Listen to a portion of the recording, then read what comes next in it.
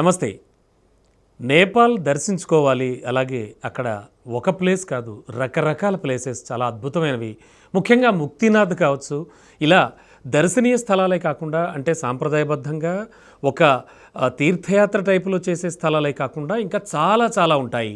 ఇటువంటి యాత్రలకి అలాగే కైలాష్ మానస్ సరోవర్ యాత్ర అంటే ముఖ్యంగా గుర్తొచ్చేటువంటి Shri Gayatri tours and travels, దానికి సంబంధించి ఆ యాత్రకు సంబంధించి కానీ ముఖ్యంగా ఈరోజు నేపాల్ యాత్రలో ఏ సందర్శనీయ స్థలాలు ఉన్నాయి, ఎటువంటి ప్లేసెస్ చూపిస్తారు, కేవలం ఒక తీర్థయాత్రలాగే కాకుండా అక్కడ ఉన్నటువంటి ప్లేసెస్ అన్నీ కూడా ముక్తినాథ్ నుంచి మొదలు పెడితే నేపాల్కి మరో పేరు కూడా ఉంది. హరిహరులు ఇద్దరికీ కూడా చాలా ఇంపార్టెన్స్ ఇచ్చేటువంటి టెంపుల్స్ కావచ్చు, ఆ ప్లేసులన్నీ కూడా సందర్శనీయ స్థలాలు అనేక ఉన్నాయి.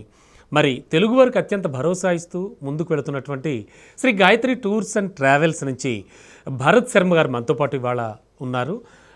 నేపాల్ యాత్రకు సంబంధించి అలాగే ఆ యాత్రలో సందర్శనీయ స్థలాలు, వీళ్ళు తీసుకునే ప్రత్యేక కేర్, ముఖ్యంగా యాత్రలు అంటే పెద్దవాళ్ళు ఎక్కువగా చేస్తూ ఉంటారు. మరి వారికి సంబంధించి ఆరోగ్య సమస్యలు కానీ అలాగే అక్కడ ఫెసిలిటీస్ కానీ ముఖ్యంగా ఆ భోజనానికి సంబంధించి కానీ, తెలుగు వాళ్ళు భోజన ప్రియులు, మరి ఎక్కడికి వెళ్ళినా కూడా తెలుగు భోజనం లభించేటువంటి పరిస్థితులు ఇవన్నీ కూడా చాలా చక్కగా మెయింటైన్ చేస్తూ వస్తున్నటువంటి Shri Gayatri tours and travels Bharat Sharma గారు మనతో పాటు ఉన్నారు.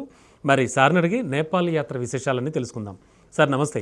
నమస్కారం రమణ గారు. సార్ బాగున్నారా? Fine sir. Sir, Kailash Manas Sarovar యాత్ర ఎంత ప్రాముఖ్యత చెందిందో మిగతా కూడా అంతే పాపులర్గా మీరు తీసుకెళ్తున్నారు, అందరికీ దర్శనీయ స్థలాలు చూపిస్తున్నారు. ముఖ్యంగా నేపాల్ అంటే రామాయణంతో లింక్ అయి ఉన్నటువంటి అద్భుతమైన యాత్ర.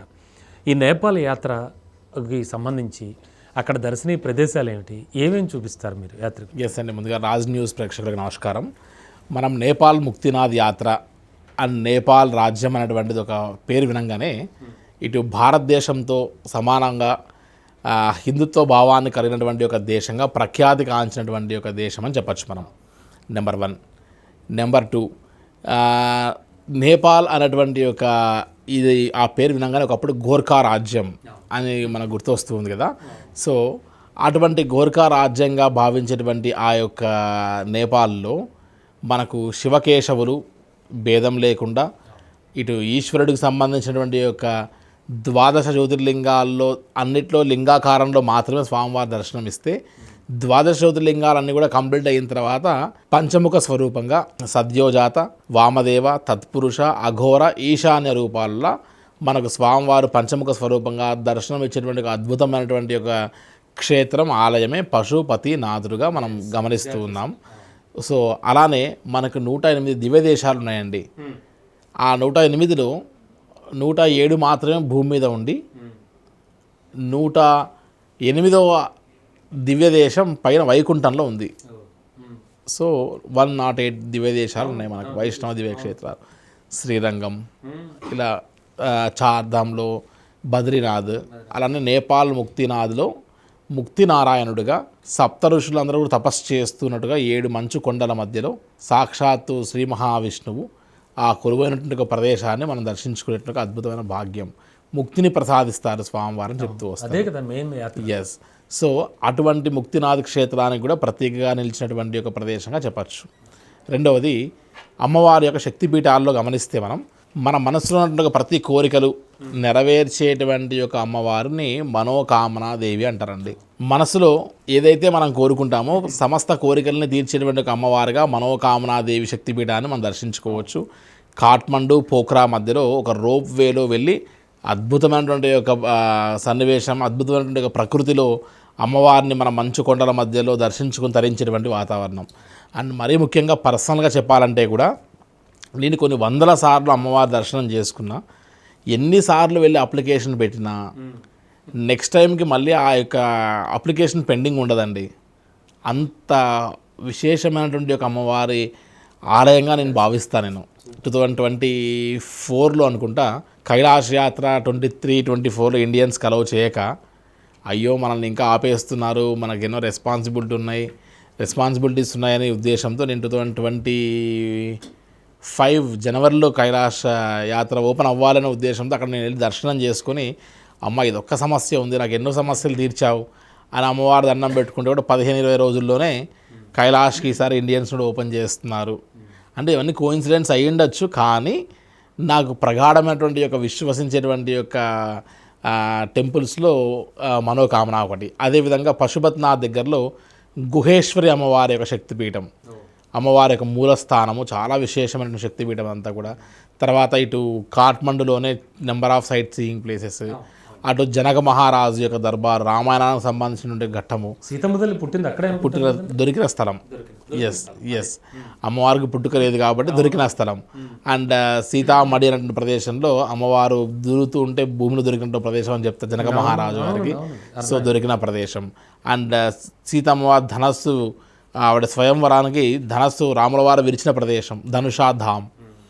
రాములవారు మొత్తం పరివారం అంతా 6 మాసాలు జనక్ మహారాజు దర్బార్ దగ్గరలో జనక్పురిలో నివసించారట. వారు అప్పటి రథాలు, రతన్ సాగర్ మండపం అని, వారు విడిదిల్లిచ్చినటువంటి వాతావరణము, వీళ్ళకి స్వయంవరం జరిగిన ప్రదేశం, మళ్ళీ రామాయణం అంతా చూపిస్తున్నారు. రామ లక్ష్మణ భరత శత్రుఘ్న 4కి కూడా వివాహం అయింది అక్కడే అట.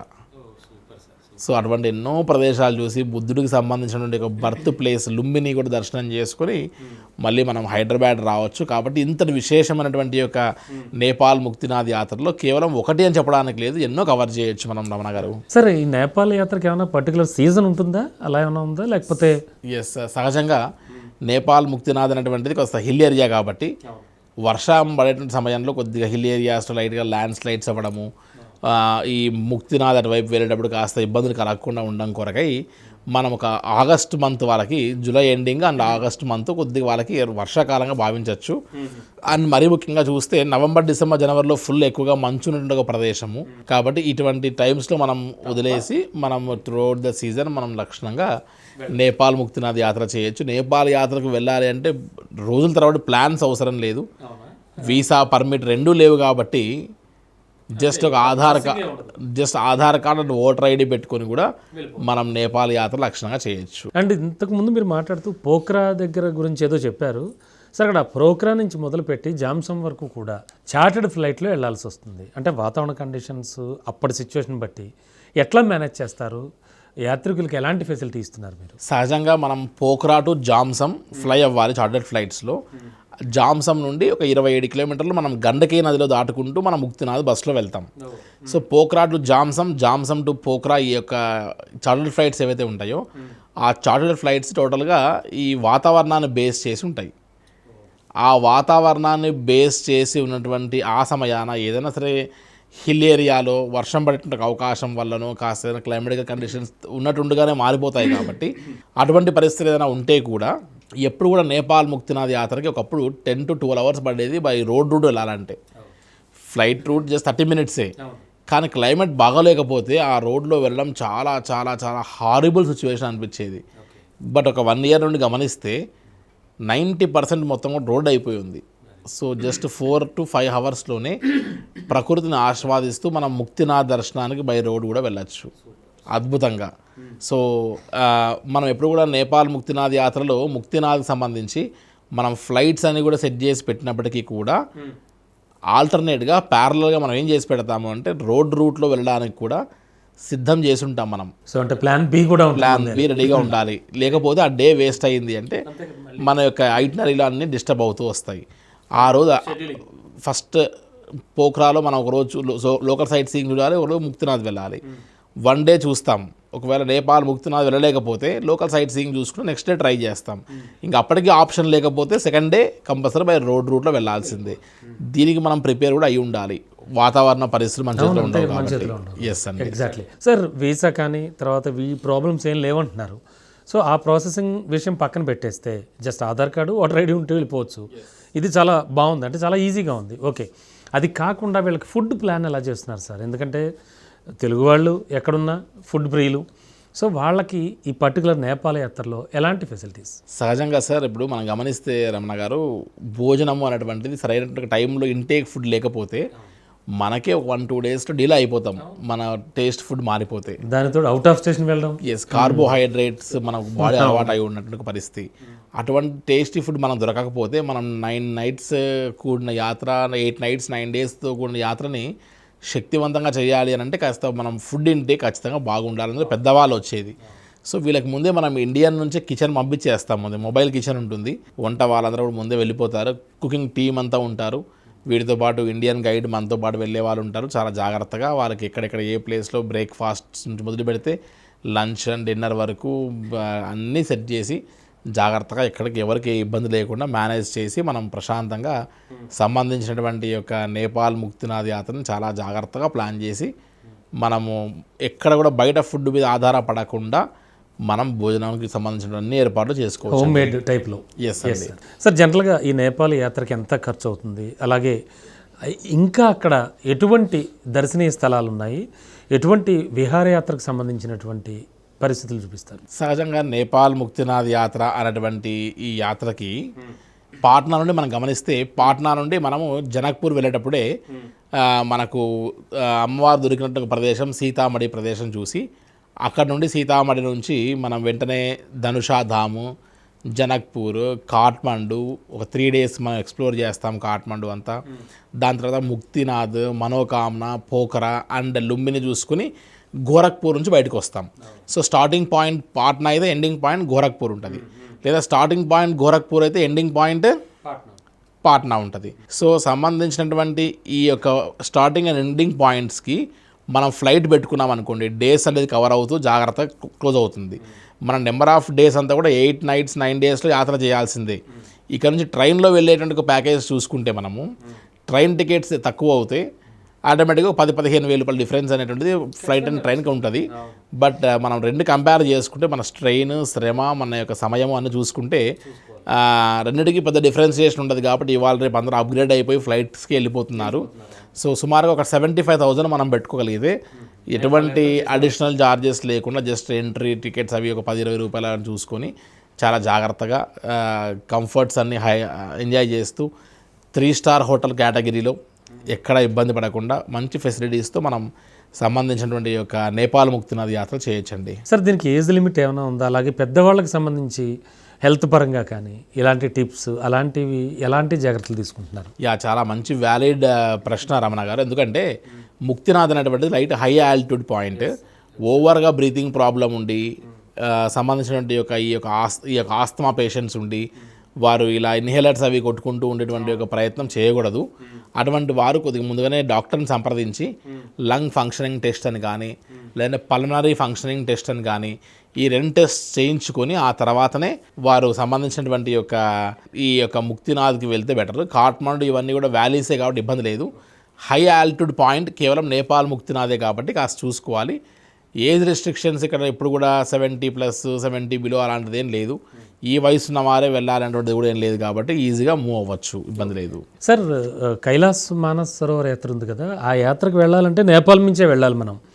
సో ఆ యాత్రకు వెళ్ళేవాళ్ళు దీన్ని కూడా కవర్ చేసుకోవచ్చా? అంటే ఆ డేస్ ఏమైనా మీరు చేయించగలరా అలాగే? ఎస్, యాక్చువల్గా కైలాష్ మానసరోవర్ యాత్ర అనేటువంటి యాత్రని రోడ్ రూట్లో వెళ్తుంటే పశుపతినాథ్ ఈ కాఠ్మండు టచ్ అవుతుంది కాబట్టి మనం రోడ్ రూట్లో వెళ్ళేటువంటిది కీరోంగ్, సాగా, అక్కడ నుండి మానసరోవర్ వెళ్ళేటువంటి పాయింట్ అంతా కూడా కవర్ చేసుకోవచ్చు. అండ్ ముక్తినాథ్ కావాలంటే కూడా 3 to 4 days పెంచుకొని కవర్ చేసుకోవచ్చు.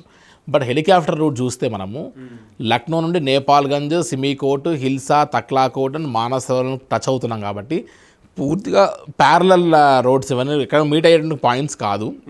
హై ఆల్టిట్యూడ్ ఏరియాలో మనం ఒక 9 days కైలాష్ యాత్ర చేసి పరిక్రమ చేసి లైఫ్ టైం అచీవ్మెంట్ లాంటి యాత్ర. అటువంటి దీంట్లో మనం మళ్ళీ మన ఓపిక, మన సహనము, మన శక్తి అంతా కూడా మనం మళ్ళీ అక్కడ కోల్పోగొట్టుకొని మళ్ళీ నేపాల్ ముక్తినాథ్ యాత్ర చేయడంలో మనకు ఓపిక సరిపోకపోవచ్చు. అలా కాకుండా మనం నేపాల్ ముక్తినాథ్ యాత్రే ముందు చేద్దాంలే, ఆ తర్వాత కైలాస్ చేసుకుందాంలే అనుకుంటే మన ఓపిక ఇక్కడే అయిపోతే స్ట్రెయిన్ అయిపోయిన తర్వాత లైఫ్ టైం అచీవ్మెంట్ లాంటి కైలాష్ యాత్ర, లైఫ్ చేంజింగ్ పాయింట్ అనేటువంటి కైలాష్ యాత్రలో పరిక్రమ అనేటువంటిది మనం ఎసెన్స్ మిస్ అవుతాం. కాబట్టి 2 డివైడ్ చేస్తేనే మనం యాత్ర చేసినటువంటి ఫలితం ఉంటుంది అని చెప్తామండి. అండ్ రిటర్న్ కంటే ఒకవేళ ఎన్ఆర్ఐస్ వస్తారు బయట దేశాల నుండి, వారికి మళ్ళీ ఒక 3-4 days పెంచుకుంటూ అయిపోయేదానికి మళ్ళీ ఇంకొకసారి వాళ్ళ లైఫ్లో 1 yearలో 10-15 days మళ్ళీ సెలవులు పెట్టుకొని మళ్ళీ వీసాలు ఇవన్నీ తీసుకొని రావడం కష్టం. కాబట్టి other than Indian passport holders కాకుండా బయట దేశాల నుంచి వచ్చేటువంటి ఒక US, కెనడా, ఆస్ట్రేలియా ఇటువంటి పాస్పోర్ట్ హోల్డర్స్ అదని క్లబ్ చేయమని సజెస్ట్ చేస్తాం మనం. సార్ ఇతర దర్శనీయ స్థలాలు అంటే నేపాల్లో జస్ట్ మనం శ్రీలంక గురించి కూడా గతంలో మాట్లాడుకున్నాం. శ్రీలంకలో అవి చూసేవన్నీ కాకుండా ఇంకా కొన్ని విహారయాత్ర చేయించినట్టుగా కూడా కొన్ని చేస్తూ ఉన్నారు. అలా ఇక్కడ నేపాల్లో చూసేటువంటి ఫర్దర్ ప్లేసెస్ ఏమైనా ఉన్నాయా సార్? అవి కూడా కవర్ చేస్తామా? చాలా కవర్ చేయొచ్చండి. యాక్చువల్గా ఒక యాత్రకి ఇంకో యాత్రకి ముడిపడి ఉంటుందని చెప్పొచ్చు కదా. సో ఇప్పుడు గమనిస్తే మనము రామాయణానికి సంబంధించిన ఒక అమ్మవారు అక్కడే జనక్పురి, జనక్ మహారాజు, జనక దర్బార్ సంబంధించి కనెక్ట్ అయితే ఈ చార్ధామ్ యాత్రలో కేదారేశ్వర ఆలయానికి సంబంధించి కేదార్నాథ్ ఆలయంలో మనం గమనిస్తే కేవలం మూపిరి స్థానం, అంటే మన యొక్క చెండు అని ఏదైతే అంటారో మన యొక్క ఎద్దుకు కానీ లేదా నందీశ్వరుడికి ఉన్నటువంటి ఒక మూపురం లాంటి ప్లేస్ ఏమో ఆ మూపురంలా కనబడుతుంది స్వామివారు అక్కడ కేదార్నాథ్లో. ఆ స్వామివారి ముఖం ఎక్కడుంది అంటే ఈ యొక్క కాఠ్మండులోని డోలేశ్వర్ మహాదేవ్ ఆలయం అట. స్వామివారి మొహంలా కనబడుతుంది అన్నమాట మొత్తం అంతది. సో ఇక్కడ డోలేశ్వర్ మహాదేవ్ దర్శనం చేసుకోకపోతే చార్ధామ్ యాత్ర పరిపూర్ణత కాదు అని. అలా కాకుండా మనం కాఠ్మండులో మౌంటైన్ వ్యూ అని చూడొచ్చు. ఒక హెలికాప్టర్ చార్టర్డ్ ఫ్లైట్స్, చిన్న ఫ్లైట్స్ ఎక్కేసి మనము Himalayan mountains, Annapurna, mount Everest లాంటివన్నీ ఒక ఫ్లైట్ రైడ్లో చూడొచ్చు. అండ్ పోఖ్రాలో ఫీవా లేక్లో మనం బోటింగ్స్ కానీ వాటర్ రైడ్స్ కానీ లాంటివి చాలా మనం చేయొచ్చు. సో నేపాల్ కూడా మంచి ఎంటర్టైన్మెంట్ ప్లేస్, ప్రకృతి సౌందర్యము, టూరిస్ట్ పాయింట్, చక్కటి లో బడ్జెట్లో మనం ఎంజాయ్ చేయగలిగేటువంటి. And what about climate sir?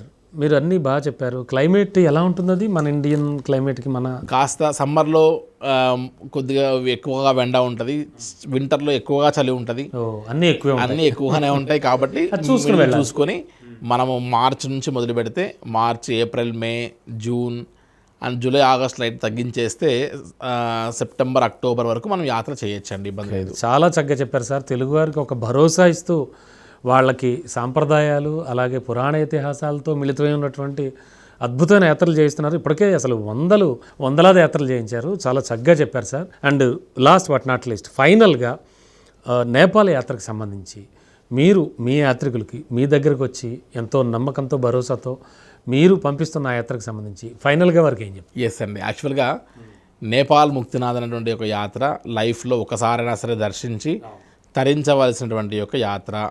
Number 1, Nepal Muktinath యాత్ర అనేటువంటిది లైఫ్లో ఎప్పుడైనా చూడవలసిందే. కాబట్టి ఓపిక ఉన్నప్పుడే తీరిక చేసుకుని ఇటువంటి యాత్రలు చేస్తే ఎప్పుడో మనం ఓపిక లేకుండా అయ్యో ఇటువంటి పుణ్యక్షేత్రాలు, ఇంత అద్భుతమైనటువంటి ఒక ప్రదేశాలు నాకు ఇప్పుడు ఓపిక లేనప్పుడు తిరుగుతున్నా, నాకు ఓపిక ఉన్నప్పుడు వచ్చుంటే ఇంకా బాగా ఎంజాయ్ చేసేవాడిని అని అనుకోకుండా ముందుగానే యంగ్ స్టేజెస్లో యాత్రలు చేయాల్సిన ఒక వాతావరణం ఉంది.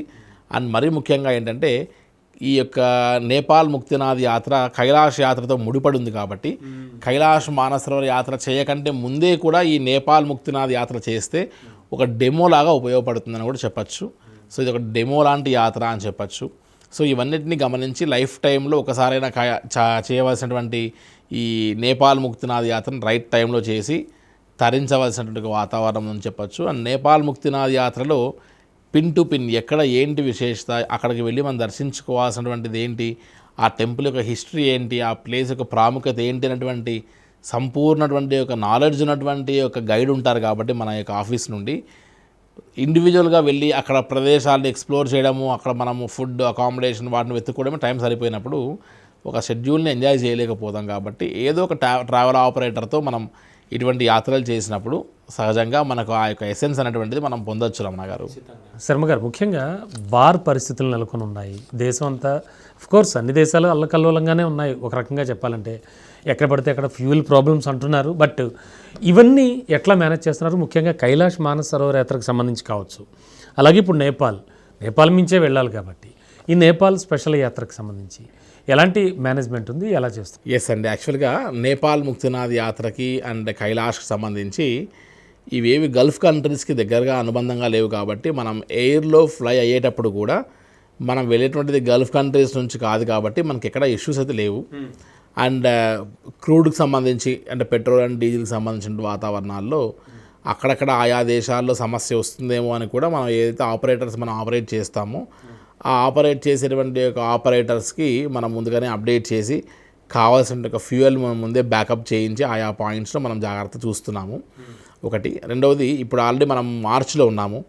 కైలాష్ మానసరోవర్ యాత్ర ఓపెన్ అయ్యేటువంటిది ఈసారి మే ఫస్ట్ వీక్లో ఓపెన్ అవుతుంది.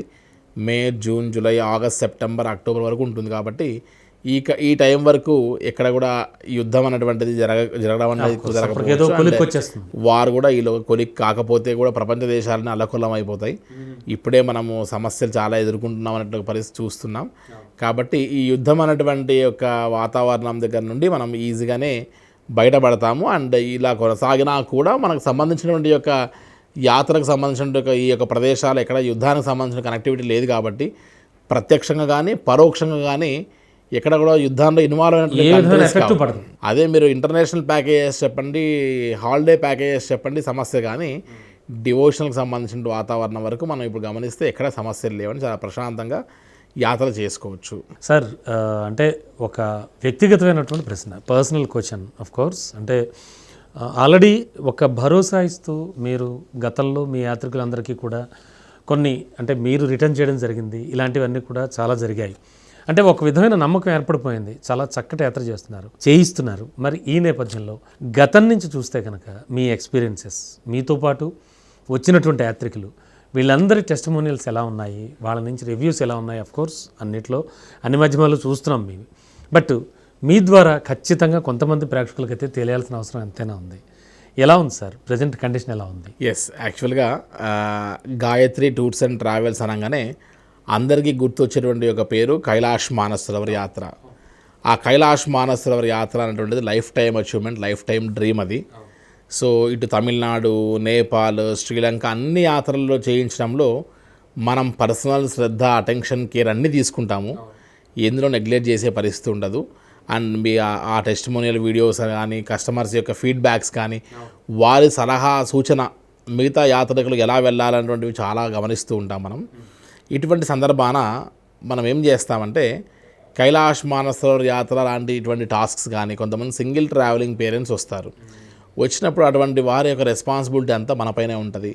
కొంతమంది ఫస్ట్ టైం ఫ్లైట్ ఎక్కుతూ ఉంటారు, ఫస్ట్ టైం హెలికాప్టర్స్ ఎక్కుతూ ఉంటారు. వారికి సరైన జాగ్రత్తలు మనం చెప్పి చూసుకోవాల్సి వస్తుంది.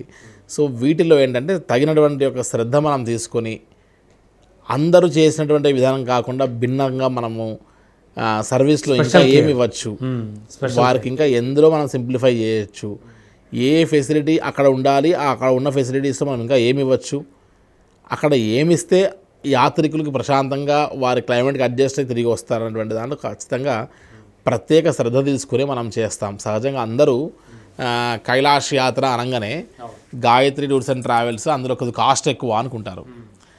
సహజంగా అందరికీ వచ్చేటువంటి ఒక థాట్. కానీ కంపేర్డ్ అండ్ ఆల్ ఐదర్ ఐటనరీస్ చూసుకుంటే మనము ఆ ఐటనరీస్లో నెంబర్ ఆఫ్ డేస్, ఆ ఐటనరీస్లో ఇంక్లూషన్ ఆఫ్ ఐటమ్స్, మనం తక్లాకోట్ అనే ఒక పాయింట్ ఉంటుంది. ఆ తక్లాకోట్ అనే ఒక పాయింట్లో మనము ఖచ్చితంగా 2 నైట్ హాల్స్ చేయాలి కైలాష్కి వెళ్ళే ముందే. పరిక్రమలో ఎక్కడ కూడా ఎక్స్ట్రా ఛార్జ్ చేయకూడదు. Plus up and down Hyderabad to Hyderabad A cost పెరిగినా సరే మేము పెరగకుండా తీసుకెళ్తాము అని అష్యూరెన్స్ ఇవ్వాలి. ఎనీ ఎక్స్ట్రా డే అయినా కూడా మనం ఛార్జ్ చేయకుండా ఉండాలి. ఇటువంటి 4-5 ఐటమ్స్ తీసుకుంటే ఇవి ఎవరు బయట వాళ్ళు కమిట్ చేయకుండా కేవలం గాయత్రి టూర్స్ అండ్ ట్రావెల్స్ మాత్రమే కమిట్ చేస్తుంది. సో ఇంత భరోసాగా చెప్పేటువంటి యొక్క సిచ్యువేషన్ ఉంది కాబట్టి గాయత్రి టూర్స్ అండ్ ట్రావెల్స్ యొక్క డోర్ నాక్ చేస్తున్నారు. అండ్ వాస్తవంగా చెప్పాలంటే గతంలో ఉన్నటువంటి దానికంటే కూడా యాత్రికుల యొక్క బ్లెస్సింగ్స్ వల్ల మా పైన రెస్పాన్సిబిలిటీ ఇంకా చాలా పెరిగింది అని మేము భావిస్తున్నాం రమణ గారు.